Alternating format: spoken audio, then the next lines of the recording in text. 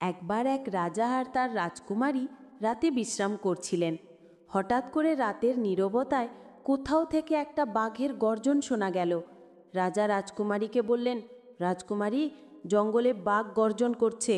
রাজকুমারী বললেন, না মহারাজ, ওটা বাঘের না, বাঘিনীর গর্জন। রাজা আবার দৃঢ়ভাবে বললেন, না রাজকুমারী, ও গর্জন বাঘেরই।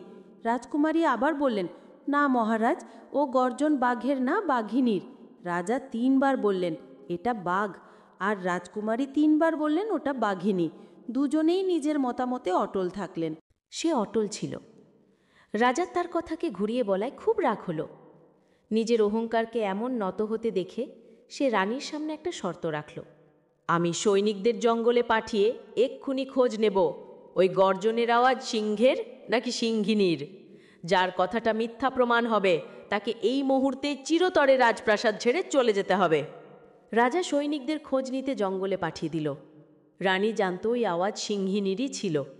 সে ভাবল, যখন সৈনিকরা এসে রাজার কাছে সত্যটা বলবে, তখন তাদের রাজপ্রাসাদ ছেড়ে চলে যেতে হবে। তাদের ছাড়া রাজ্য কিভাবে চলবে? এটা থেকে ভালো হলে এই রাজপ্রাসাদ ছেড়ে আমি চলে যাব। এতে রাজা আর প্রজাদের মঙ্গল দুটোই আছে। এই ভাবনায় রানী আগে থেকেই প্রাসাদের দরজার কাছে দাঁড়িয়েছিল। যখন সৈনিকরা জঙ্গল থেকে ফিরল, রানী জিজ্ঞেস করল। তারা বলল, মহারানী, সেই আওয়াজটা সিংহিনীই করেছিল।